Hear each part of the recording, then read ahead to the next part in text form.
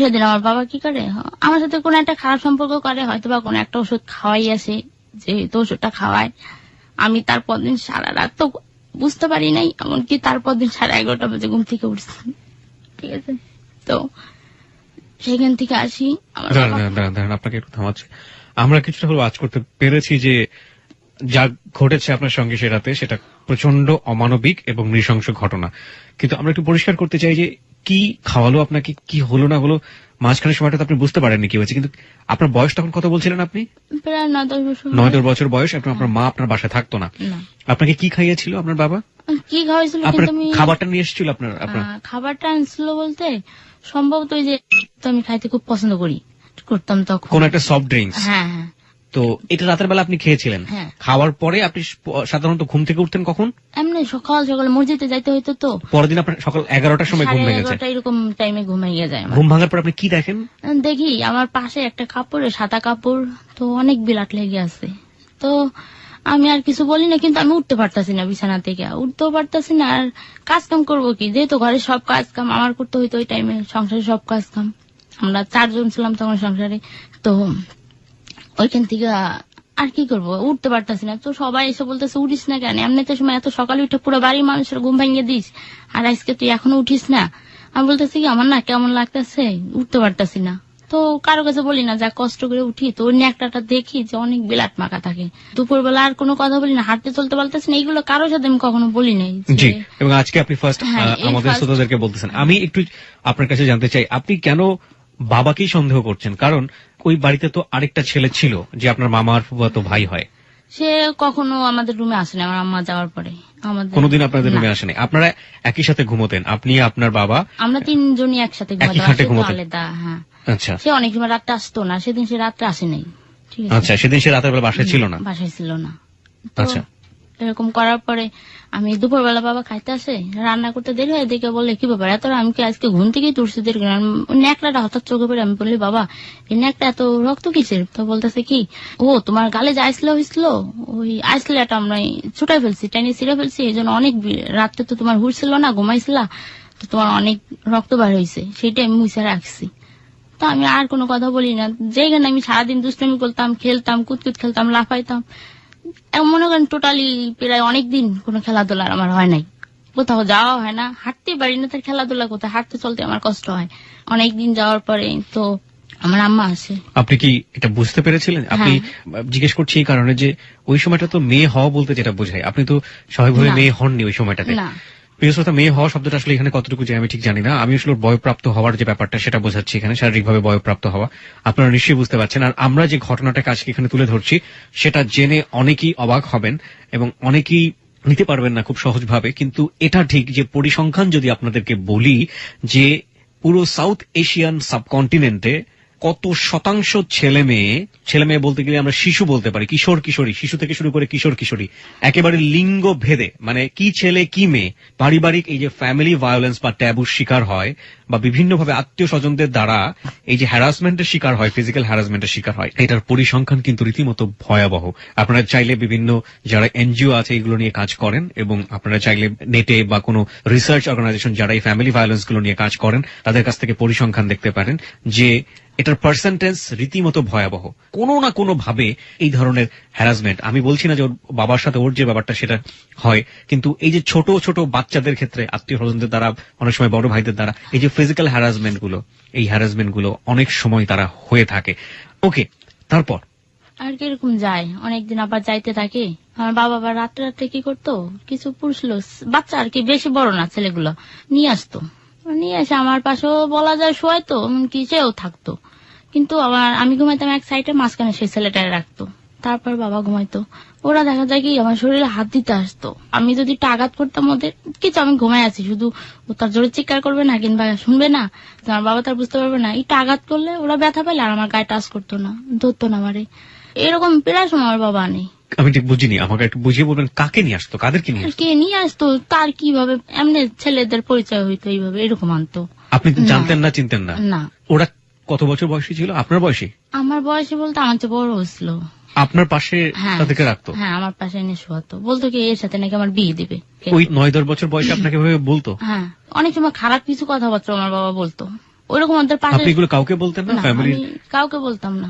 কি বলবো, কার কাছে বলবো? আমার তো মা নাই ঘরে। মানুষ তো মার সাথে একটু শেয়ার করে, আমার তো তাও নাই। তারপর তোকে যায়, যাওয়ার পর সেরকম করে। এর ভিতর আমার মা একদিন আসে, তো আমি মার বলি কি, মা আমি এখানে থাকবো না। কয় কেন? আমি কি, না এখানে থাকবো না। তো 5 বছর একটা মেয়ে আছে, ও এতিমখানায় থাকে মিরপুরি। আমি বলি কি, তাহলে আমার এতিমখানায় দিয়ে আসো। তো বলতেছে এতিমখানায় যাবা কেন, তোমার বাবা আছে না? তো কি করে তার বলবো যে বাবা নাকি আর পশু, আমি তো বুঝতে পারতেছি না সে কি। ঠিক আছে, তো মা শুনে চলে যায়। তারপর আমি একা একাই যাই এতিমখানায়। তাই বলি কি, আপনারা কি এখানে লোক নেন? কয় হ্যাঁ নি। কাদের নেন? যাদের বাবা থাকে না তাদের। আমি কি, আমারও তো বাবা নেই, মাও নাই, বাবা নেই, আমার কি নিবেন আপনারা?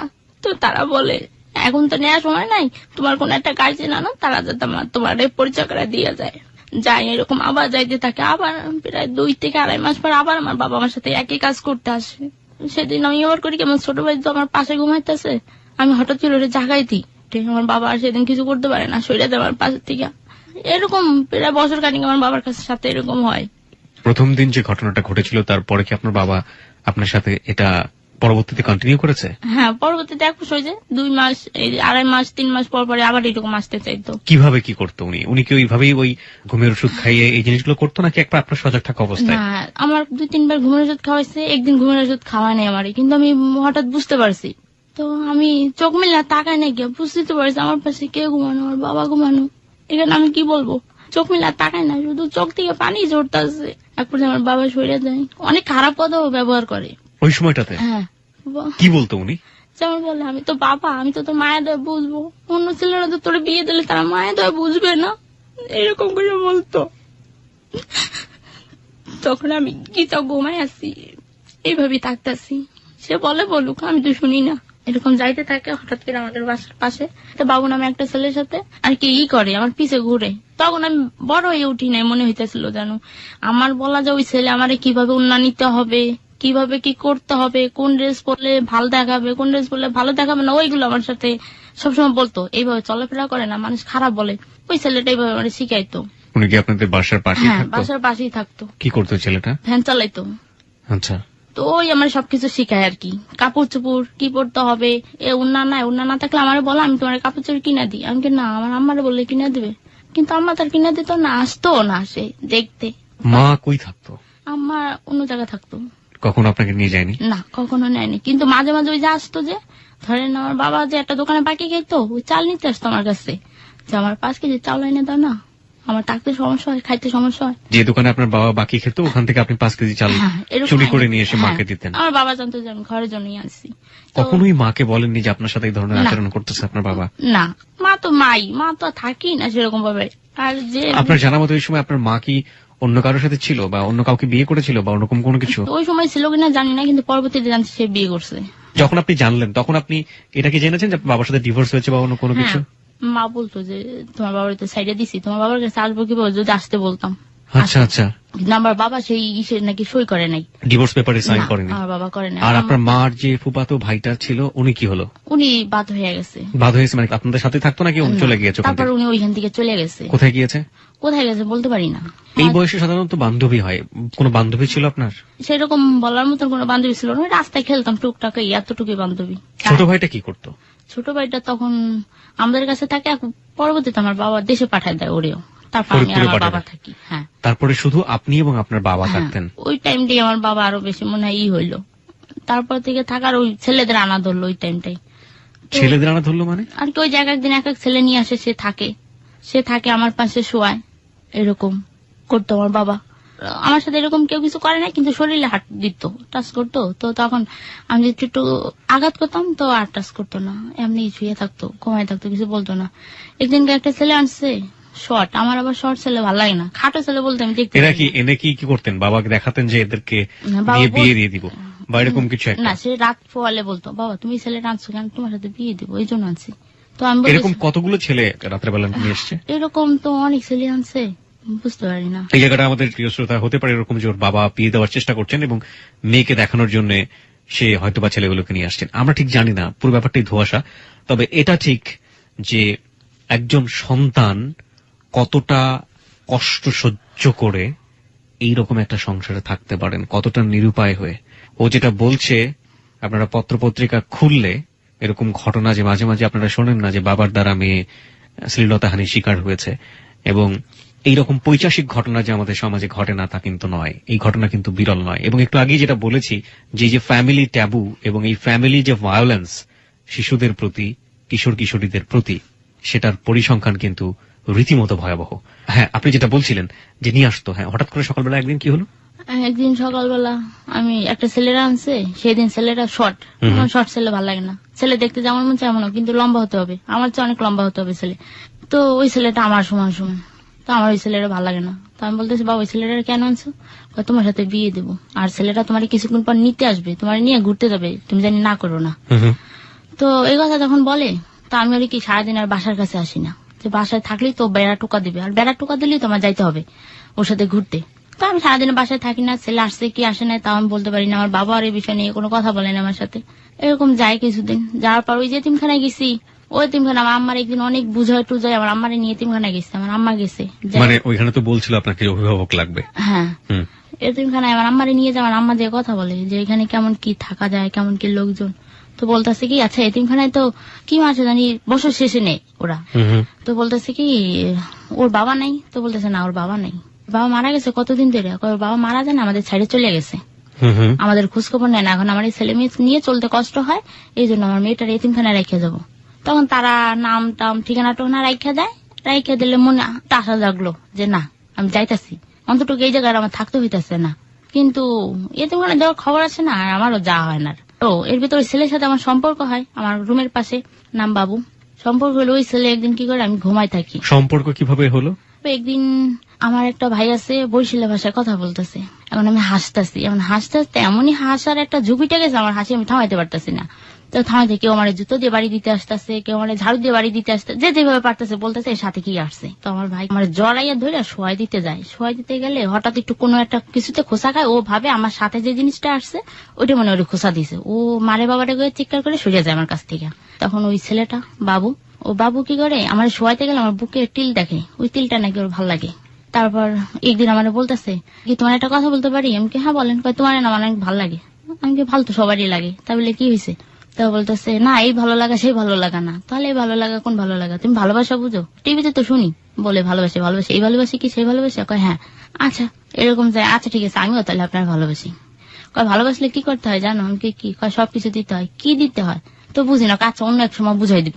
তো সেই সময় যায় কিছু বলে। ছেলেটা কি করতো? ও ভ্যান চালাইতো। ওই যে ছেলেটা যে আপনাকে ওড়না পড়তে বলতো, মতো সাজগোজ করতে বলতো, মেয়েরা যেভাবে থাকে, ও সে ভ্যান চালানো ছেলেটা। ও কি আপনার চেয়ে বয়স কত বড় ছিল? আমার প্রায় 12-13 বছরের বড়। আপনার প্রায় 12 থেকে 13 বছরের বড়। আর আপনার তখন বয়স কত?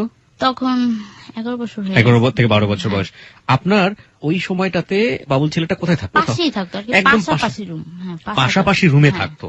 প্রিয় শ্রোতা, যে জীবনের গল্প এখানে প্রচার হচ্ছে, সেই জীবনের গল্পের আজকের যে মানুষটি, সেই মানুষটি বস্তিতে বড় হওয়া একটা মেয়ে, এবং এমন একটি মেয়ে যে পরিবারে মা নেই, এমন একটি মেয়ে যে পরিবারে বাবা আর মানুষ রূপী পিচাস, এই দুটো মানুষের মধ্যে কোনো পার্থক্য নেই, এবং যে পরিবারে মেয়েদের সাধারণত একটা সময়কালে একটা বড় ধরনের গাইডেন্সের প্রয়োজন হয়, যে এভাবে চলতে হয়, এভাবে এটা করলে ভালো হয়, এটা করলে খারাপ হয়, এভাবে লোকজনের সাথে মিশতে হয়, এভাবে মিশতে হয় না, এই যে মার জায়গা থেকে যে গাইডেন্সের দরকার হয়, সেই গাইডেন্সটা দেবার মতো কেউ নেই। এবং ও যে পরিবেশটার মধ্যে বড় হচ্ছে, চোখ বন্ধ করলে আপনি যদি একটা বস্তি চিন্তা করেন, এবং সেই বস্তির চারপাশে এক একটা রুমের মধ্যে 7জন 8জন করে গাদাগাদি করে থাকা মানুষ, এবং তার পাশের রুমে আছে ওর চাইতে 11 বছরের একজন বড় ছেলে, যে ছেলেটি ওকে ফলো করে, বা কোনো না কোনো ভাবে যে ছেলেটি ওকে ওর যে চরিতার্থ বা ওর যে উদ্দেশ্য সেটা হাসিল করার জন্য ওকে কিছুটা ভালো পরামর্শ দেয়, যেভাবে চলো এভাবে চলো এভাবে চলো। এবং এই ছেলেটির সাথে ও বুঝে ওঠার আগেই যে প্রেম কি, ভালোবাসা কি, বা মনের সম্পর্ক কি, এটা বুঝে ওঠার আগেই এক ধরনের সম্পর্কে জড়িয়ে যাচ্ছে। আমরা যে জীবনের গল্প প্রচার করছি এখানে কোনো এলিয়েনের জীবনের গল্প না, প্রিয় শ্রোতা। এই সমাজেরই, এই উঁচু অট্টালিকার ঢাকা শহরের কোন একটি বস্তিতে বড় হওয়া একটা ছোট্ট কিশোরীর গল্প। ছোট্ট একটা বিরতি নেব প্রিয়। তারপর ও আবার কি হতো, প্রত্যেক শুক্রবারে গোলাপ ফুল নিয়ে আসতো আপনার জন্য। হ্যাঁ, কিভাবে বাঁধতে হবে, চুল তো ছোট ছোট জানতাম না, বলতো কি কানের কাছে পেঁচা রাখলো তাহলেই হবে, কানের কাছে দিয়ে রাখতাম। আর সাজা গোজার বিষয়ে ওই সাজাই দিত, ওই সবকিছু কিনে আনতো, ওই সবকিছু করতো। তো একদিন মাসখানিক যাওয়ার পর বলতেছে, একদিন বলছিলাম না ভালোবাসা কি, ভালোবাসা কাকে বলে শিখাবো, শিখবা? হ্যাঁ শিখবো। বলে আচ্ছা ঠিক আছে আর 2 দিন যাক। তখন শীত তো আমার বাবা সকালবেলা ডিউটিতে চলে যায়, আমি ঘুমাই থাকি, হঠাৎ করে দেখি ও আমার লেপের ভিতরে জোর জবরদস্তি করতেছে আমার সাথে। ও এরকম আমার সাথে করে, এরকম করার পর এখন উঠে চলে আসে। পর আমি বলতেছে এটা কেমন, আপনারা সবাই কেমন বলেন তো, পুরুষ লোক কিরকম? বলতেছে কেন? বলতেছে এটা কি কয়, তুমি না ভালোবাসা শিখতে চাইছো, তাই ভালোবাসা শিখেছি। আমি কি এটারে ভালোবাসা কয়? তাহলে তো জানলে আগে ভালোবাসতাম না, এই ভালো হতো আমি বাসতাম না। তো বলে আচ্ছা ঠিক আছে, এত কথা বললো না, কারোর সাথে বলা বলি করো না, এতে তোমারই খারাপ বলবে মানুষ। তো আমি কারো কাছে বলি না, আর কার কাছে বলবো, বলার মতন কেউ নাই, তাই কারো কাছে বলিও না। এরকম প্রায় সময় করে আমার সাথে। তো এক পর্যায়ে আমার নিজের একটা ভালো লাগা তৈরি হইলো, যে ভালো লাগতো কখন কোন খাবারটা খাবো, কিংবা জিজ্ঞেস করতেছে, কিংবা কাজ করে যখন আসে আমার জন্য সেই খাবারটা নিয়ে আসে। যেহেতু আমার সেরকম আমার প্রতি খেয়াল দেওয়ার মতন মানুষ নাই, একটা মানুষ হয়েছে যে খেয়াল দিতেছে। ওই সময়টা মানে যখন আপনি বাবুলের সাথে এই ধরনের সম্পর্কে জড়িয়ে যাচ্ছেন, তখন কি আপনি শারীরিকভাবে যে বয়প্রাপ্ত হওয়ার যে ব্যাপারটা সেটা আপনি হয়েছিলেন? হ্যাঁ, হয়ে গেছি তখন। আচ্ছা। ওই প্রথমই হয় আমার। ওকে। ওইটাও আমি বুঝতাম না। ওটার ব্যাপারে বাবুল আপনাকে সাহায্য হ্যাঁ, করতো? ওই আমার সাহায্য করছে, এমনকি বলছে কি ওই পাশের ঘরে এক আপা ছিল, তো তাও বলতেছে তার কাছে একটু জিজ্ঞেস করো তো কিভাবে কি এটা জিনিসটা নেয়। ও আমার বলে দিচ্ছে, সবকিছু সাইনেও দিছে বলা যায়, বাকিটুকু তার কাছ থেকে শিখতে বলছে। তো সে আবার তো বলতেছে আয় হ্যাঁ রে মেয়ের মাও নাই যে শিখাই দিবে কি অবস্থা, কিভাবে হাঁটাচলা করে। তখন আমি বললাম একটু বলে দেন কি রকম কি, তখন সে আমার বলে দেয়। তো তারপর থেকে এরকমই থাকা ধরি। আর যেরকম এক পর্যায়ে ও তো আমাদের বাড়িতে যায়, আমাদের বাড়িতে যেয়ে বলা যায় আমাদের সবকিছু দেখে টেকে আসে। ও তো শিওর আমার বিয়ে করবে। ওকে কি কখনো বলেছিলেন যে আমার বাবা আমার সাথে এই ধরনের আচরণ করে? বলি না। ও তো আপনার সবচেয়ে কাছের মানুষ ছিল সেই সময়টাতে। হ্যাঁ। কোনোদিনও বলেননি ওকে? কেন বলেননি? কি বলবো, এটা বাবার কথা বলা যায়, বলার মতো কোনো মুখ থাকে না মনে হয়। আচ্ছা, হ্যাঁ, তারপর? বাড়ি ঘর দর দেখে টেকে আসে। আমার বাবা ঠিক করে যে না এর সাথে বিয়ে দিবে আমাকে। আর ও তো দেখতে শুনতে লম্বা, যেহেতু আমার লম্বা ছেলে ভাল লাগে, তো লম্বা আছে আমার থেকে অনেক। আমি মনে ওর হাতের কাজ সমান হবো, এরকম কাজ সমানও পুরো হই না, আরো নিচে হই। বাবা রাজি ওর সাথে বিয়ে দিবে। তো আমার আম্মারে বলে, যেহেতু যোগাযোগ নাই, তারপরও আমার আম্মা যেখানে চাকরি করে ওইখানে যায়, বলে ওর জন্য একটা ছেলে দেখছে এরকম। আমাদের বাড়িতে বলা যায় সবাই তো দেখে বলতেছে কিসের সাথে কি মিলাইতেছে, এই ছেলে কোথায় আর আমাদের মেয়ে কোথায়, মেয়ে কতটুকু আর ছেলে বা কতটুকু। ছেলেই দেখতেই দেখা যায় কেমন বয়স কিরকম, এই ছেলের কাছে মেয়ে দেবা। আমার মার এরকম বললে তখন আমার মেয়ে মা রাজি হয় না, না বিয়ে দিবে না। এর ভিতরে আমার মনে হয় বাবু পেটে আসে, আমি বুঝতে পারি না যে বাবু পেটে আসে।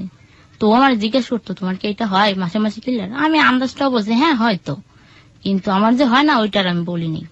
এরকম করতে করতে মানুষও পাশাপাশি মানুষটা টিস করতো, এই তোর পেট বড় হয় কেন, এরকম কেন।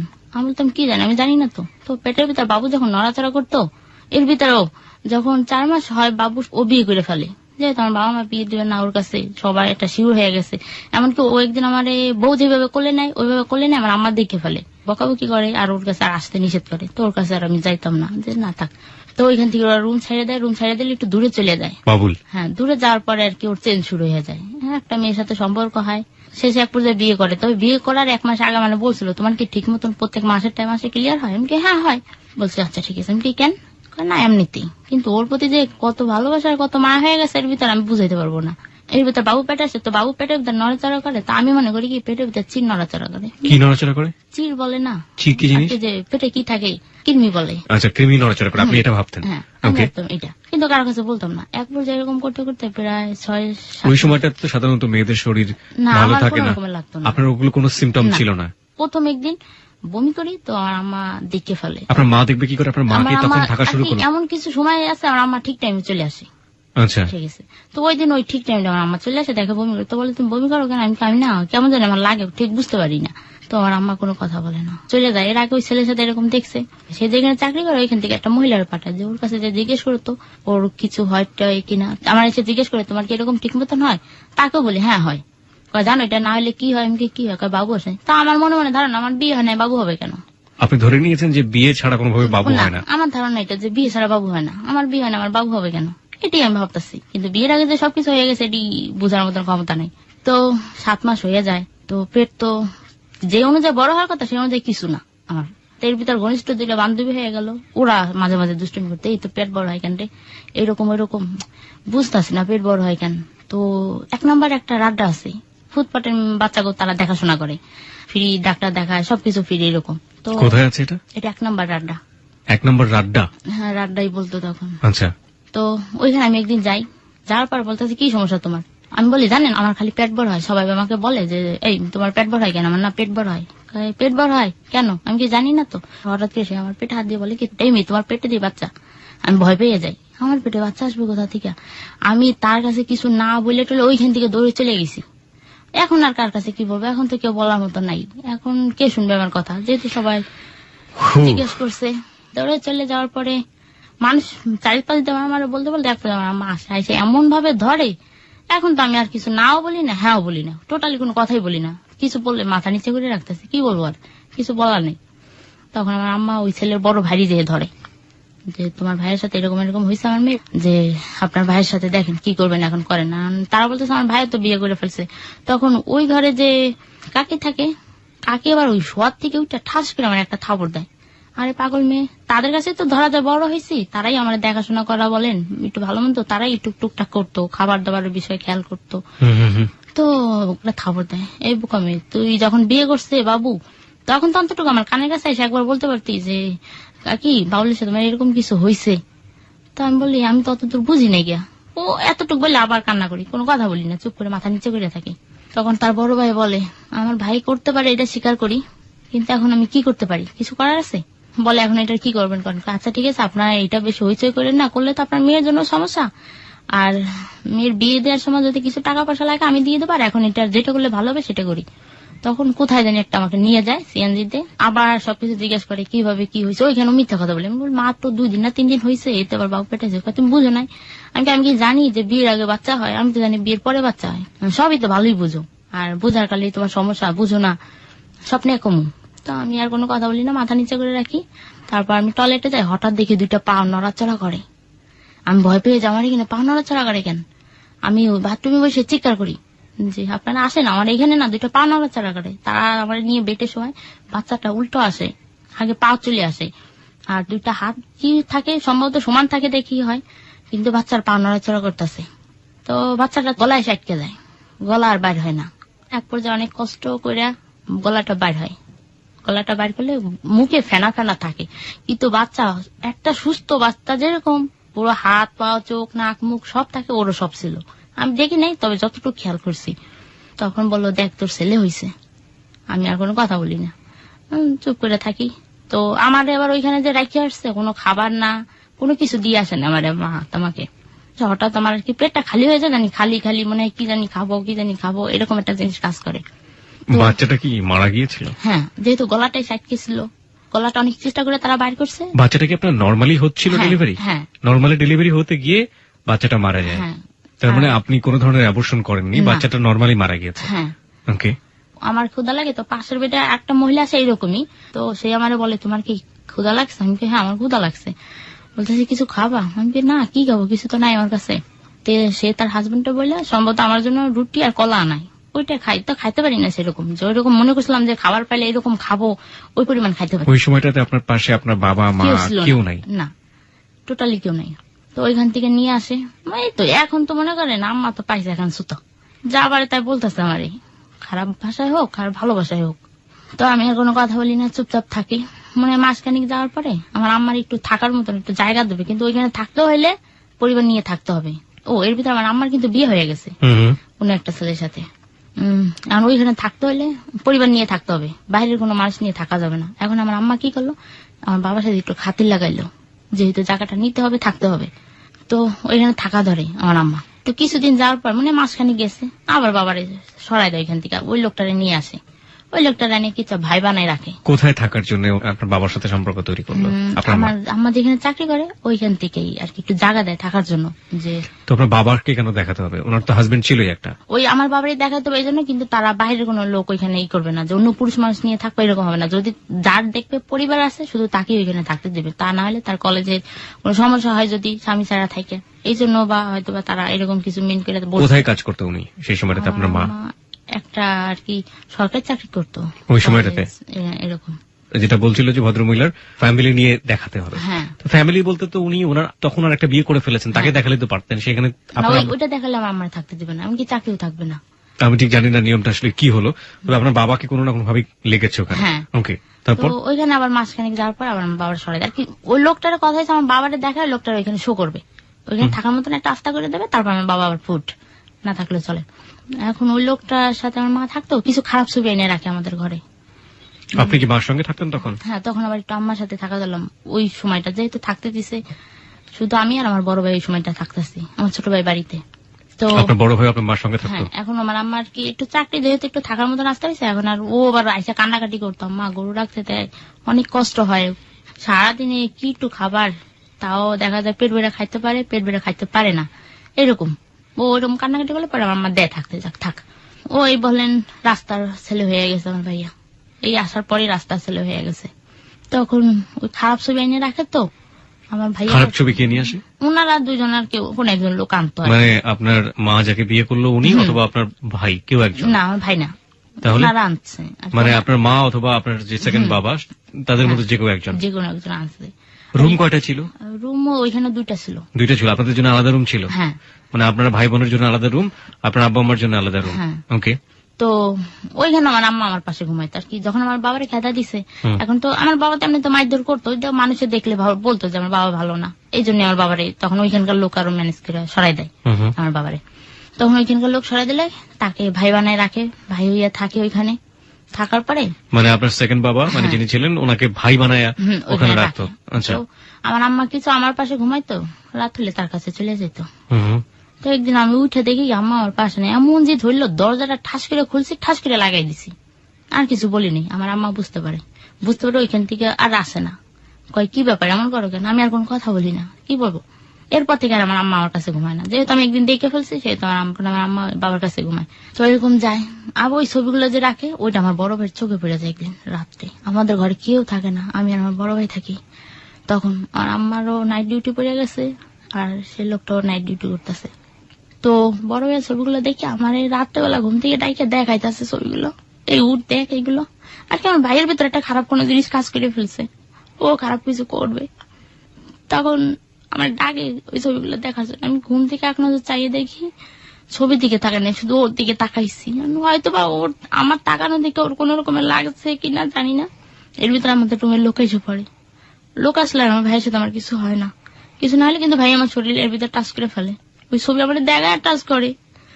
তো আর কিছু করা হয় না, লোক এসে পড়ে বলে যে আর কি খবর দিতে আসে যে তোমার আম্মা আসবে না, তোমরা ঘুমাইও। ওই আমার ভাইয়ের রাতে ঘরে থাকে না, ও রাতে ওই যে একটু চান্স পেয়েছে দরজা খোলা চলে গেছে। আমি একলা সারা রাত রয়েছি আর কামতাছি, কি অবস্থা আমার সাথে এগুলো হইতেছে কেন। তো আর কিছু বলি না, যাই ওইখান থেকে। আমার মা কি করে ওইখান থেকে আমাদের বাড়িতে পাঠায় দেয়, যে আমার বাবা রুম উঠাবে, ওইখানে যে আবার সে বাবার কাছে যে পড়বো, কেমন লাগতেছে, আবার সে বাবার কাছে যে পড়তেছি, এতদিন একটু যাও ছিলাম, আবার সেই লোকটার কাছে যে পড়বো, মনে মনে খারাপ লাগলো। কিন্তু আমি ঘরে ঘুমাই না, বাড়িতে যাই ঠিক আমি ঘরে ঘুমাই না, আমি আমার কাকাদের ঘরে ঘুমাই, এর ঘরে ঘুমাই, ওর ঘরে ঘুমাই। আমার বাবা ডেকে ডেকে নিয়েছে, কি অবস্থা, তুমি বাংলাদেশের বাসায় যাও কে লেগে। আমি বলি আমার ঘরে ঘুমাইতে ভালো লাগে না, ভয় লাগে। আইএমএ জাহেলিয়া যুগের যে নিকৃষ্টতম বর্বরচিত যে সমাজ ব্যবস্থা, সেটাকেও অনেক সময় হার মানায় কোনো কোনো ঘটনা। আজকে আমরা সেরকম একটা ঘটনারই মুখোমুখি হয়েছি অনেকদিন পর হ্যালো 920-তে। আমরা এখানে পারিবারিক ট্যাবু নিয়ে অনেক আগে বেশ কিছু গল্প এখানে প্রচার করেছিলাম। আমরা দেখিয়েছিলাম যে একটা মেয়ে কিভাবে তার নিজের ভাইয়ের দ্বারা, নিজের পরিবারের একেবারে সবচেয়ে রক্তের ব্লাড কানেকশনের যে মানুষগুলো রয়েছে তাদের দ্বারা অ্যাডোলেসেন্স পিরিয়ডের আগেই কিভাবে নিগৃহীত হচ্ছে। একটা মেয়েরা শুধুমাত্র, একটা শিশুও কিন্তু এখান থেকে নিরাপদ নয়। সুতরাং আপনার মেয়ে যারা আছে বা পরিবারে যারা কন্যা সন্তান আছে বা যারা আছে আর কি এরকম, আপনি একটু খেয়াল করুন তাদেরকে কিভাবে আদর করছেন আপনার চারপাশের মানুষজন, এবং সেই আদরের মধ্যে, সেই ভালোবাসার মধ্যে, সেই স্নেহের মধ্যে কোনো ধরনের, কোনো রকমের কোনো এমন কিছু আছে কিনা যেটা সন্দেহ করার মতো। ওকে, তারপর আমার বাড়িতে নিয়ে যায় আমার স্বাস্থ্য ভাইরা, ওরা গাড়িতে ডিউটি করে, ওরাও সেই একই কাজ আমার সাথে করতে চায়, ওদের ঘরে একটু ঘুমাইতে চাই, ওরাও আমার সাথে এরকমই করে, আমার শরীরে টাচ করে, আমারে ধরে জড়ায় ধরে, কিছু বলতে পারবো না, কি করবো। দেখো আবার কলি যা একটু বাঁচছিলাম কারো হাত থেকে, তাও আবার সেই জায়গায় সামনে আবার বলাইলো, মানে আর কিছু বলার থাকে না ওইখানে। তারপর ওইখান থেকে যাই, এক পর্যায়ের ভিতরে আমার মা দেশে চলে আসে, এরকম 2 মাস 3 মাস যায়, মনে হয় না 6 মাস যায়। আমার আম্মা দেশে যায়, আমার আম্মা দেশে গেলে তাই কি ওইখানে আমি থাকি। তো সবাই বাড়ি সবাই বলতেছে মেয়ে বড় হয়ে যাইতেছে, আর তোমরা স্বামী স্ত্রী এগুলো কি করতেছো, মেয়েকে বিয়ে দেবা না। তখন আমার আম্মার ভিতরে চিন্তা আসলো যে আগেও তো একটা দুর্ঘটনা ঘটছে, আবারও হইতে সময় লাগবে, তো বিয়ে দিয়ে দিই। তখন একটা ছেলে আমার খালাদের বাড়ি আমাদের নিয়ে যায় জোর করে, ফরিদপুরে ছিল আপনাদের বাড়ি। ওকে, তো নিয়ে যাওয়ার পরে আমার খালা বাসায় নিয়ে গেল, ওই ছেলের আমার দেখায়, ওই ছেলেটা আর কি আমার দুলো ভাই যে হয় খালতো বোন, ওই ভাইয়া নিয়ে আসে ওই ছেলেটা দেখায়। তো ওই ছেলে আবার কি করতো, ওর ফুফুর বাড়ি গরু রাখতো নাকি শুনছি, ফুফু বাড়ি থাকতো, ওর মা নাই, ওর ঘরে সৎ মা, ওর পর অনেক কষ্ট হইতো, যার কারণে ওর ফুফু রাইনে রাখতো, ওরই পালছে, বাসার কাজ কাম ঘরের কাম কাজও করাইছে বাড়ি। তো ওরে আনে, ওরে দেখে আমার পছন্দ না, সে দেখতে সুন্দর ঠিক আছে কিন্তু খাটো খাটো ছেলে তো আমার ভালোই লাগে না দেখ। তো আমি সাথে সাথে বলি এই ছেলের আমি বিয়ে করবো না, আমার নিয়ে একটা বাগান আছে তো দেশ বাড়ি, সেই বাগানের ভিতর নিয়ে যায়, নিয়ে আমার দুলা ভাই বলে দেখতো ছেলেরা কিরকম, আমি কি এই ছেলের তো আমি বিয়ে করবো না। কয় কেন, ছেলে যে আমার মতন এতটুকু, এই ছেলের আমার দেখুন, আর এর ভিতর তো কষ্ট একটা সবসময় সারাক্ষণ আমার পিছে ঘুরতেছে, ওই বাবুরে ভুলতে পারতাছি না, ওর কথা খালি মনে পড়তো। আবার তার ভিতরে এই যে নানা দিকের ঝামেলা, নানা দিকের মানুষগুলো আমার কাছে আসতে চাইতেছে, ওই ছেলের আমি টোটালি মানতে পারি না। সে রাত্রের ভিতরে দেখার সাথে সাথে দুলো ভাই দাও আছে, দাও ধরে কয় তুই যদি এখান থেকে কোনো দিক যাস তোর একটা কোপ মারবো, তোর নিয়ে নাহলে মান সম্মান থাকবে না, সবাই খারাপ বলবে। কিন্তু আমার জীবনে এত কিছু ঘটতেছে কেউ কিন্তু বুঝতেও পারতেছে না, এই যে আমি একটা বাচ্চা নষ্ট করেছি কেউ ধরতে পারে নাই, কেউ বুঝে নাই যে আমি একটা বাচ্চা নষ্ট করছি। সবাই আমার একটু ভালো চোখে দেখে, মেয়ের মা নাই তাও মেয়েটা কত ভালোভাবে থাকবে, সবার কথা নেই, সবাই মানে ভালো চোখে দেখে, কেউ একটু খারাপ চোখে আমাকে দেখে না। প্রিয় শ্রোতা, note on that point, this is a very very important thing. Okay সবাই চারপাশের মানুষজন মনে করছে যে মেয়েটা কত ভালো, কারণ মেয়েটা মা না থাকার পরেও কত সুন্দর করে মুখ বুঝে সবকিছু সহ্য করে সামলিয়ে চলছে, কিন্তু ভেতরে ভেতরে কিছু নর পিচাসের দ্বারা ও যে কিভাবে আক্রান্ত হচ্ছে, ক্ষতিগ্রস্ত হচ্ছে, ক্ষত বিক্ষত হচ্ছে, এবং সেটা যে পারিবারিক ভাবে বাবা মায়ের সম্পর্ক খারাপ হওয়া, পারিবারিক ভাবে একটা গাইডেন্সের অভাব, পারিবারিক ভাবে এই মেয়েটাকে ভালো করে দেখে বড় করার যাদের দায়িত্ব ছিল তাদের মধ্যে এক ধরনের গাফুলতি, সেগুলোর যে ফলাফল ওর জীবনে বয়ে চলে যাচ্ছে, সেটা যে একটা বিশাল ঝড়, এটা কিন্তু কেউ দেখছে না। আমি একটু জানতে চাই যে আপনি বলছিলেন যে তারপরও আপনার বাবুলকে ভালো লাগতো। হ্যাঁ, মনে হয়তো বাবু যদি আমার নিত তাও অনেক ভালো থাকতাম। বিয়ে করছে দেখে কি হয়েছে, আমি আবার ওই সময়টা বলতাম কি যে ঘরে সতীন আছে আমি সেই ঘরে বিয়ে করবো, কারণ তার সাথে আমি সবাই দেখি সতীনটা ঝগড়া করে, আমি কোনোদিন ঝগড়া করবো না, সবার সাথে মিলেমিশে থাকবো, এরকম বলতাম। তো সবাই বলতো সতীন তো হয় না, তার বুঝবা কি, সতীন থাকলে ঠিকই বুঝতাম। আমি বলছি ঠিক আছে, যাদের সাথে মিলে থাকা যাবে, একটা ফ্যামিলি যেরকম থাকে যে না একটা মেয়ের খেয়াল করা যাবে, মেয়েটা কি করে না করে, তাহলে সেরকম ফ্যামিলিতে জানি আমার বিয়ে হয়। আর এই ছেলের দিকে কি কিছু নয়, ওর বলে একটা মা তাও নাই, আর একটা বোন আছে তাও বিয়ে দিয়ে দিচ্ছে, এই ছেলের আমি বিয়ে করবো না। যে দুলাভাই আপনাকে দা ধরে বিয়ে করতে বললো, আপনার তো কোনো বোন ছিল না, উনি আসলে সম্পর্কে? উনি আমার খালতো ভাই বোনের হাজবেন্ড, খালাতো বোনের হাজবেন্ড। ওকে, তারপর কি করলেন? তারপর আমি রাজি হই না, আমার আমার কি ফুলকুচি আছে না, ফুলকুচি থেকে আমার কাছ থেকে বিয়ে, মানে ফুলকুচি কি জিনিস এটা? ওই যে মাছ খুপায় ওইটা। ওকে ওকে, তো ওইটা ফিয়া মারে আমার গায়ে না লেগে বেড়া ঘরে লাগে, চুলার কাছে লাগে, চুলার কাছে গদ্দা হয়ে যায়। তো বললাম আর আমি ভয় বলি মা আমি বিয়ে করবো, তুমি আমার মারা বলছো আমি বিয়ে করবো। তো ওই রাত্রের ভিতরে সবকিছু হয়ে যায়, বিয়ে সাথে সব হয়ে যায় নাকি, মানে একটা কাগজে বলে সই করতে, আমি সই করছি আর কবুল করতে বলছি, বিয়ে নাকি হয়ে গেছে। রাতটা ওরা আমার পাশে দিছে, আমি কি আপনি আমার পাশে ঘুমান কেন, কয় ওরা যে ঘুমাইতে দিল। তুমি বলছো আপনি আমার সাথে কিছু করবেন না, কিছু করবো না মানে তুমি কি সবকিছু বুঝো যে তুমি আগে থাকতে বলো তোমার সাথে আমি কিছু করবো না। আমি বলতেছি আমি যতটুকু বুঝি অতটুকু বলতেছি, আপনি আমার কাছে আসেন না। তাও সেও আমার সাথে জোর করে করে, আর ঘরের ভিতর তো চিৎকার করার মতো মানুষ না যে আমি জোরে কথা বলবো, জোরে একটা ঝাড়ি দিব, আমি সেটা করতে পারতেছি না, কারণ আমার পাশে কি দিল্লি মানুষ শুনবে, আর মানুষ শুনলেই তো হাসবে। তো ওর সাথে ওই প্রথম রাত্রের দিনই এরকম কিছু হয়। ছেলেটা কি করতো? ও কিছু করতো না, কিচ্ছু করতো না, ওর ফুফু বাড়ি থাকতো। তো ওই ছেলেরে নিয়ে তারপর দিন আমরা ঢাকা চলে আসি। ঢাকা আনলে মনে করেন আমার ফ্যামিলিতে যত আত্মীয় স্বজন ওই ছেলের ভক্ত হয়ে গেছে। ওই ছেলে ছাড়া আর কি, ছেলেটা অনেক ভালো, এত পরিমাণ ভালো, ওইরকম ভালো মানুষ নাই মনে হয়। সবসময় আমাদের সাথে থাকতো আর সবসময় আমার পাশে থাকার চেষ্টা করতো। আমি তো ওরা সহ্য করতে পারি না, ওরে বকতাম এই তুই আমার পাশে থাকিস কেন, তুই মিল করে কথা বলতাম, তুই এখান থেকে চলে যা। বলতো আমি কই যাবো, আমি না তোমার বিয়ে করছি, তোমার থেকে আমি যাবো কই, আমার যেখানে যাইতে হবে এখন তোমারই নিয়ে যাইতে হবে, তুমি ছাড়া আমার উপায় নাই। তখন তো সেইটা আবার কেমন কথা, আমার ছাড়া উপায় নাই, কত মানুষ কত উপায় থাকতেছে, আপনি জানেন তো সরে যান। তখন এর ভিতরে ওরা এখানে চাকরি নিল, তার আমি এর ভিতরে টেলে আসি কাজ শিখার জন্য 10 নম্বরই একটা ইসে আসি আমার একটা বান্ধবীর সাথে। তো ওইখানে আসার পরে শিখতে পারি না আর কি, যেহেতু সাইড ব্যাগ নিতে হবে, আমার ব্যাগ নাই। ও আর কি এখানে যে চাকরি নাই ওইখান থেকে 300 টাকা পায় প্রথম ফার্স্ট, কয়দিন ডিউটি করে কয়দিনে 300 টাকা, আমি 300 টাকা ওর কাছ থেকে কাটে নিয়ে আসি। বাচ্চা বিয়ে করছেন না, টাকা দিতে হবে না, বৌদি জানেন না বিয়ে করলে টাকা দিতে হয়। বলতেছে দেখো আমার কত মাসের ইনকাম 300 টাকা, তা তুমি এইভাবে নিয়ে যাইতেছো, আমার কাছে ভালোভাবে চাইলেও তো আমি দিতে পারি। আমি কিন্তু আপনার সাথে আমার ভালো কথা কেন, আপনারা দেখতে ইচ্ছা করেন আমার। নিয়ে যাওয়ার পর মন খারাপ করে। আর পাশে দেওয়া অন্যান্য বান্ধবীরা বলতো আপনি কেমন বিয়ে করছেন, যে বউরি কিছু দেন না, কোনো খেয়াল করেন না, বউর প্রতি কোনো কর্তব্য নেই আপনার। আপনি যখন বিয়ে করলেন তখন আপনার বয়সটা কত ছিল? 13 বছর। 13 বছরের মতো বয়স ছিল। আপনি যখন মা হলেন, মা হওয়াটা ঠিক আমি জানি না আমি কি বলবো, তখন আপনার বয়স কত ছিল? তখন আমি আর কি মাত্র সাবালক হয়ে গেছি। 10-11 বছর বয়স। হ্যাঁ। ওকে, তারপর ওর টাকাটা নিয়ে যাই, আমি একটা ব্যাগ কিনে আনি। ও বলতো জানো তোমার বান্ধবীরা আমার এই কথা বলে না, দেখবা যখন আমি চাকরি করা তোর দেখবা তোমার কোথায় কি লাগে আমি সব দিতে পারবো, এখন তোর আমার এই কথা বলে দেখবা তখন আর কেউ আমার কিছু বলার সাহস পাবে না। তখন ওরে আবার আমার বান্ধবীর ভিতরে একটা বান্ধবী খুবই পছন্দ করতো, যেহেতু অনেক সুন্দর একটা ছেলে ছিল, সবাই পছন্দ করতো রে। আপনার বান্ধবীরা অনেক প্রশংসা করতো। তো ওইরকম বললি একটু আবার একটু মায়া হয় যে না, আবার যে ওর হাইটটা খরচ ছিল, আবার দেখলে মন ভেঙে যেত, পুরো খাটো একটা ছেলে, এগুলো মানতেই পারি না ওরে। তারপর যাই বিয়ের মনে হয় 3 মাস হয়ে গেল, ওর একদিন আমি মারি বলতে কি খাটিতে ধাক্কা দিয়ে ফলাই দিই। প্রিয় শ্রোতা, আমরা এই জায়গাটা যে ফ্যামিলি ট্যাবু থেকে শুরু করে সামাজিক নানা প্রতিবন্ধকতার শিকার, এবং এই মেয়েটি এভাবে বড় না হয়ে অন্যভাবেও হতে পারত যদি শুধুমাত্র তার বাবা এবং মায়ের মধ্যে যে সম্পর্কটা, সেই সম্পর্কটা সুস্থ সম্পর্ক হতো। আপনারা খুব ভালো করেই বুঝতে পারছেন যে এই সম্পর্কটা যখন অসুস্থ হয়ে যায়, তখন একজন বাবাও তার মেয়ের জন্য কতটা ভয়ঙ্কর হতে পারে, একজন ভাই তার বোনের জন্য কতটা ভয়ঙ্কর হতে পারে, এবং তার যে চারপাশের মানুষগুলো আছে তাদের থাবাটা কতটা ভয়ঙ্কর হতে পারে। আমরা ফিরে যাচ্ছি নাহিদার কাছে। হ্যাঁ, আপনি যেখান থেকে ছিলেন। তারপর একদিন ও রাতটা আমার কাছে আসতে চাই, আমি ওরে খাট থেকে ফলাই দিই।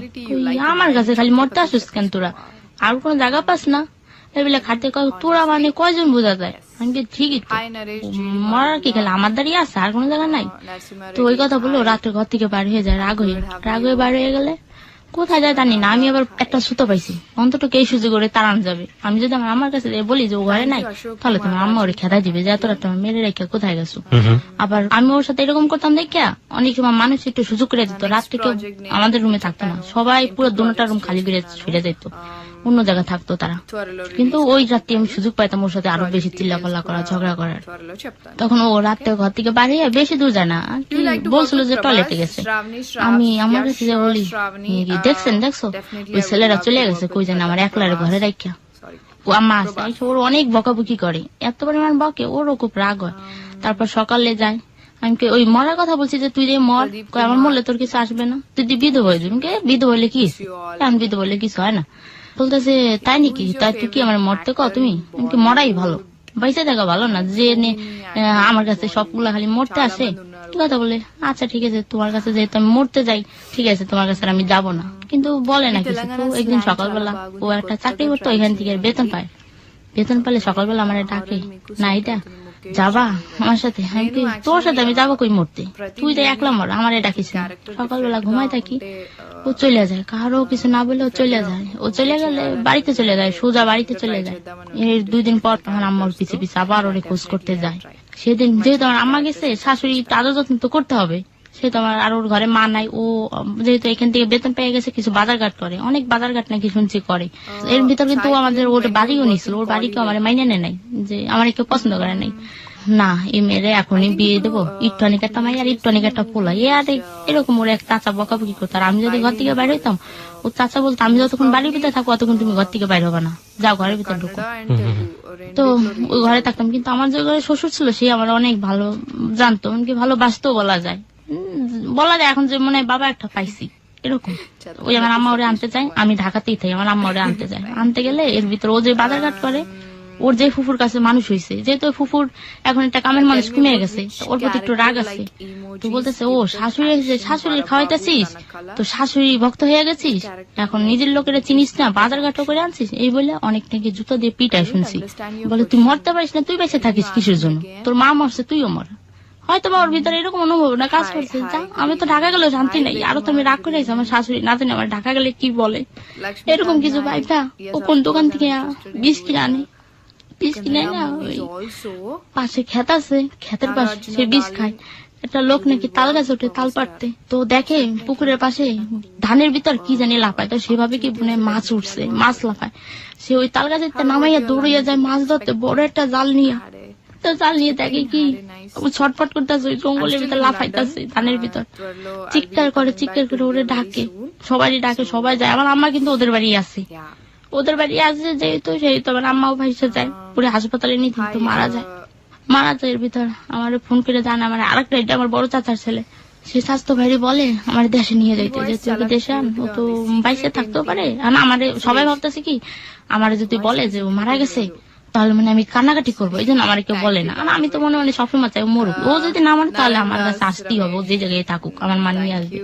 তো যাই, কেউ বলে কি ও মারা গেছে, তো ও মারা গেছে, তখন মনে মনে খুশি হয়ে থাক মারা গেছে, বেঁচে গেছি। আবার কেউ বলে কি না মারা যায় না রে, বেঁচে আছে। যে আর কি ভাবে যে মারা গেলে শুনলে আমি কান্নাকাটি করবো, সে বলে যে না মারা যায় না, বেঁচে আছে। পরে আমার বাড়িতে নিয়ে যায়, বাড়িতে নিতে নিতে মারা যায়, যে পোস্টমর্টম না কি করে না, পোস্টমর্টম। তো ওইটা করলে আমার আম্মা ভাবে ওইটা যেহেতু করছে, তো আমি দেখে ভয়টা এবার পাই কিনা ওরে দেখা আমার আম্মা বলে কি না নিতে হবে না, এর ভিতর পুলিশ আসে, পুলিশ এসে আমার আম্মারে নিয়ে যায়। আপনার আম্মাকে ধরে? হ্যাঁ, আপনার আম্মা তখন ফরিদপুরে ছিলেন? হ্যাঁ, যেহেতু ওরে আনতে গেছিল আমার আম্মা, আর ওর ফুফু বলছে এই মহিলা এসে আমার ভাইয়ের বেটারে মেরে ফেলছে, জোর জবরদস্তি করে তার মেয়ে আমার ভাইগনার ঘরে উঠে দিয়েছে, মেরে ফেলছে। তো এই কথা বললে আমার আম্মার পুলিশে নিয়ে যাও, ওইখানে 2 দিন থাকতো। তো আমার আম্মা আবার আমার ওই শ্বশুর কি করছিল, দেশ বাড়ি তো বড় ঘর উঠাইতে চায় সবাই, বড় ঘর উঠাইতে আমার কাছে টাকা চাইছিল, মানে 50,000 কি 1 লাখ টাকা এরকম চাইছিল। আমার আম্মা বলছিল ঠিক আছে বিয়া দিলেও তো দিতে হইতো, ঠিক আছে আমি দিব টাকা। তো এটাও বলে যেভাবে পারি দিয়ে দেবো, লাগে ওর বাপ আছে না, যেহেতু আমার বাপের পর আমার খেয়ে রাগ নাই, লাগে ওর বাপের বাড়ি জায়গা বেচাই নি, আপনার টাকা দিব। এর ভিতর তো ও মারা যায়, ও মারা গেলে তারপরে আমার আম্মা কি করে লাভের উপর টাকা না, ওই এলাকার বড় বড় চেয়ারম্যান মেম্বার বলে যদি আপনি আমাদের টাকা দেন তাহলে আপনারা এখান থেকে চালান করবেন না, আর যদি আমাদের যদি কিছু টাকা দিতে পারেন তাহলে সমস্যা নাই, টাকা না দিলে কিন্তু আপনার এখান থেকে চালান করে দিবে। আর এখান থেকে চালান করে দেওয়া মানে বুঝেন আপনি একটা মহিলা মানুষ কি হবে আপনার। আমার আম্মা আবার থানা জেল হাজত এইসব হিসাবে খুব ভালো বোঝে। তো আমার আম্মা টাকা এনে দেয়, তো ওই যে আমার স্বাস্থ্য ভাই আমাকে ঢাকা থেকে নিয়ে বাড়িতে যায়, ওর কাছে টাকা দিয়ে দেয়। তো টাকা দিয়ে গেলে ফেরিতে উঠি, ফেরির থেকে আমি গাড়িতে নেমে গাড়ি ভুলে যাই যে কোন গাড়িতে ছিলাম, কোন গাড়িতে উঠবো এখন ভুলে যাই। এক পর্যায়ে ওই গাড়ির নাম দেখে উঠে। আমি আবার পড়াশোনা করছি কি স্কুলে যা পড়ছি তা না, ওইখানে আর কি বাচ্চাদের যারা রাস্তাঘাটে থাকে এরকম একটা সিস্টেম আছে যে রাস্তাঘাটে থাকে, ওরা যদি পড়তে চায় পড়তে পারবে। কোন ক্লাস পর্যন্ত? ওইখানকার শুনছি নাকি 4-5 পর্যন্ত এরকম, ওইটুকুই পড়াশোনা। হ্যাঁ, অতটুকু আমার পড়াশোনা। তো আমি ওই গাড়িতে লেখা দেখে উঠছি, গাড়িতে ওঠার পরে বলতেছে আমার স্বাস্থ্য ভাই কই গেছিলাম, কি গাড়ি থেকে নামছি, আমি গাড়ি ভুলে গেছি এই জন্য হারাই গেছিলাম। আচ্ছা ঠিক আছে, তো ফের থেকে নামি গাড়ি। এটা কি আপনি ফরিদপুরে যাচ্ছেন নাকি? যাইতেছি ফরিদপুরে যাওয়ার পরে। ওকে, তারপর যাওয়ার পরে ওইখানে কি করে আমার ওই ভাই আমার সঠিক পথে না নিয়ে বাগানের ভিতর নিয়ে যায়। কোন ভাই ছিল এটা? এটা আমার স্বাস্থ্য বড় ভাই, সেই ভাই সেই এক কাজ আমার সাথে করতে চায়। বাগানের ভিতর নিয়ে গেলাম, বলি ভাই এই রাত্রেবেলায় কুটকুটা অন্ধকার, এটা কই যাইতেছেন? এটা রাস্তা, আসলে এটা রাস্তা না, ওইটা একটা জঙ্গল। তো ওইখানে অনেক কবরস্থান থাকে, তো আমি জানি ঠিকই যে সাদা কাপড় পরা কোন একটা লোক দাঁড়ায় আছে ওইখানে, আমি ভয় চিৎকার করতে চাই। আর আমার ভাই মুখ চেপে ধরে বলে চিৎকার করো না, মানুষ খারাপ বলবে। তারাও যাইতেছে, দাঁড়াই যে পথ সামনে এসে পড়ছে। কিন্তু আমি টেকতেছি ওই সাদা কাপড় মহিলাটা আমার সাথে সাথে যাইতেছে। আমার ভাই আমার জোর করে এখানে বসায়, তার কোলের উপর বসে, আমার শরীরে হাত দেয়, তারপর ওইখান থেকে আসছে। ওইখানে আমি যখন দেখি যে নাম মানতেছি না, আসলে আমি ভয় পাইতেছি, তখন আমার ভাই ওইখান থেকে আমার নিয়ে চলে আসে। না এটা আসলে ভয় পাইতেছি। আর আমি তো বলি ভাই ওই সাদা কাপড় মহিলা কিন্তু আমার দিকে আসতেছে, ভাই আমারই কিন্তু সরবে, এই বলে পরে ভাই আমার ঠিক পথ আবার সেই বাগান নিয়ে, আমি কিন্তু আমার ওদিকে নিয়েছিলেন কে, আমি পথ ভুলে গেছি, পথ ভুলে তোমার ওই বাগানের ভিতরে নিয়ে গেছি। তো ওইটা নিয়ে এসে তার এক বোনের বাসা আমাদের নিয়ে রাখে। তো ওইখানকার মানুষ সবাই বলে আল্লাহ এতটুকু মেয়ের স্বামী মারা গেছে, সবাই আমার বলতেছে আল্লাহ মেয়ের বয়স বা কতদিন, এরকম সবাই বলে। তখন আপনার 12 বছর বয়স। হ্যাঁ, তো সবাই যায়, কেউ বলে মারা গেছে, কেউ বলে মারা যায় না। ওই যে ভাবে যে মারা গেছে শুনলে কান্নাকাটি করবো, সে বলে যে না মারা যায় না। আর যে ভাবে যে না ও মেয়ে দিয়ে হাসি খুশি খেলতেছে, আমি আবার খেলাইতেছি বাড়িতে যাই, আমি তার ছোট ছোট ছেলে মেয়ে আছে ওদের সাথে খেলতে, সেই কুতকুত খেলতে গেছি, বসি খেলতেছি। আর সবাই পাশে তো বলতেছে কার স্বামী মারা গেছে, সবাই দেখতে আসে কার স্বামী মারা গেছে, মেয়েটা নাকি ছোট, তো ওই মেয়ে নাকি আবার স্বামী মারা গেছে, সবাই দেখেন খেলতেছি। গ্রামের মানুষ তো একটু খারাপ বলে, আল্লাহ মেয়ে স্বামী মারা গেছে আর মেয়ে খেলতেছে, তখন আমি বলি কে কয় আমার স্বামী মারা গেছে? পরে বলে ও না না না তোমার কথা বলি না কি, সে ভাবছে কেমন এখন কান্নাকাটি করবো। তো ওইখান থেকে আমি চলে আসি, যে ওইখান থেকে আমার নিয়ে যায়, আর ওদের বাড়ি আর আমার নেয় না, ওইখান থেকে আবার সরাসরি আমার ঢাকা নিয়ে চলে আসে, যেহেতু ওইখানে ওই মাটি টাটি দেওয়া হয়ে যায় ওইখানে জন্য আর আমার ওইখানে নেয় না। তো ওইখানে নিয়ে আর আমার আম্মা যেহেতু থানায় আছে, এখন আমি গেলেও একটা কোন বিপদে পড়ে যেতে পারি, এই জন্য আমার আম্মার আমার ওইখানে নেয় না, বলে যে না ওরে ঢাকা নিয়ে যাও, এখানে আমি একটা বিপদ আছে, আবার ও যদি আসে তাহলে তো আরো বড় বিপদ হয়ে যাবে, সবাই জানতেছে ও ঢাকাই থাক, কেউ জানি বুঝতে না পারে যে বাড়িছে। আবার আমার ওইখান থেকে উন্নয় দিয়ে ভালো করে আর কি যাও টুকটাক মানুষ চিনতো, তারা যাতে না চিনে উন্নয় দিয়ে ভালো করে পেঁচা পোচায় ঢাকি আর কি বোরকা পরে যেভাবে ওইভাবে নিয়ে গেছে উন্নয় দিয়ে মুখ বেঁধে। তো মুখ বেঁধে আমার ওইখান থেকে ঢাকা নিয়ে আসে, ঢাকা আনার পর আমার বান্ধবীরা, আমি আবার তালিমে যাইতাম, ওইখানে তালিম করা হইতো। তো তালিমে যেতে আমার বান্ধবীরা বলে জানিস তোর হাজবেন্ড না মারা গেছে। মারা গেছে কেন? মনে মনে তো আমি মহা খুশি, মারা গেছে বেঁচে গেছি, কিন্তু এখন ওদের তো একটু শোনাইতে হবে, মন খারাপ করতে হবে, তো মন খারাপ করি আমি যা মিথ্যা কথা কইছি লেগে মারা গেছে। ওই যে তালিমের কথা ছিল বলতেছে ও কিন্তু মারা গেছে। তখন আমি একটু কেমন জানি এখন আমার ভিতরে একটু যে মনে মনে খুশি ছিল খুশিটা এখন আর নাই, এখন সত্যি চোখ থেকে একটু পানি বার হয়ে গেছে। এটা তো ওদের দেখানোর জন্য চোখ থেকে পানি বার হয়েছে তা না, এবারে আসলে চোখ থেকে পানি বার হয়েছে। তো এখন আমার ওরা বুঝাইতে যে তা কান্না করিস না, মানুষের জীবনে তো কত কিছু হয়। আমি না রে কান্দি না, ও মারা গেছে দেখ ভালো হয়েছে এই বলে চলে আসি। আমি আবার নাক ফুল আগেই খুলে ফেলি। তো আমার চাচি বলে কি এমনই মেয়ের কপাল যে বিয়ের পর স্বামী মারা গেছে নাক ফুলটা তো খুলবে, নাক ফুল আগেই খুলে বসে আছে, নাক ফুল খুলে রাখছে, অত বড় নাক ফুল কে পরে। ও ওই আমার যে বাড়িতে নিয়ে ওই মুহূর্তে আবার আমার বিয়ে ঠিক করে ফেলে, ওদিকে ও মারা গেছে এদিকে আমার বিয়ে ঠিক করে ফেলছে। এটা আমার এই চাস্তো ভাই ঠিক করে, আমার আম্মা ওইখান থেকে ছাড়া পেলে ওইখান থেকে এসে বিয়ে দিয়ে ছেলে নিয়ে ঢাকা চলে আসবে। আচ্ছা আপনার আম্মা তখন জেলে? ওই যে ওদের টাকা পয়সা দিয়ে তারপর আমার আম্মা ছাড়া আসে এখানে ছেলে। কতদিন জেলে ছিল? মনে 2 দিন ছিল, টাকা পয়সার বিনিময় আর কি সে চলে আসতে পারে। চলে আসার পরে ছেলে দেখা হয়ে যায়, ছেলের দাবি কি বিদেশ পাঠাতে হবে ছেলের। সে ছেলের কাছে আমি কিছু না, আমি একটু অনেক একটা মেয়ে ওই ছেলের কাছে পাশে দাঁড়াইলে ছেলের বয়স আছে দেখা যায়। তো আমার ছেলে ভালো লাগে না, তোরা কেমন ছেলে দেখা যায়, গ্রামের ছেলে ভালো লাগতেছে না। তো ওইখানে গেছি, ওইখান থেকে আমার মা ঠিক বিয়ে এখনই বিয়ে হয়ে যাবে, এই মুহূর্তে বিয়ে হয়ে যাবে। তো সবাই একটু বলতেছে কি যে মাত্র মেয়েটার স্বামীটা মারা গেছে এর ভিতরে মেয়েটা বিয়ে দিয়ে দেবা। এটা কয়দিনের মধ্যে ঘটনা? এটা মানে আমার 2 দিন ওইখানে থাকে, আমি ওই দিন প্রায় 5 দিনের পর। মানে আপনার প্রথম হাজবেন্ড যে সে মারা যাওয়ার 5 দিনের মধ্যে ঘটনা হচ্ছে। হ্যাঁ, আবার এর ভিতরে ওই বাড়িতে থাকা অবস্থা আমার বিয়ে ঠিক করে ফেলে। মরা বাড়ির শোক না কাটতে বিয়ে বাড়ির চিন্তা ভাবনা আর কি। ও তো মারা গেছে আরেক বাড়ি, আমাদের বাড়িতে যাইতো এখান থেকে আরো 2 ঘন্টা সময় লাগবে ওদের বাড়ি যাইতে। ওকে, তারপর তো ছেলের দাবি ছেলের বাইরে পাঠাইতে হবে। তো আমার আম্মা রাজি, ঠিক আছে এখন তার পাঠাবো না, যখন পাঠানোর সময় হবে তখন পাঠাবো, যেইভাবে পারি পাঠাবো, ঠিক আছে। এখন মেয়ে যখন একটা রাক্ষসী জন্ম দিছি তখন তো যে যা বলবে তাই শুনতেই হবে, এইভাবে বলতো আপনাকে। ওই বিয়ে ঠিক হয়ে যায়।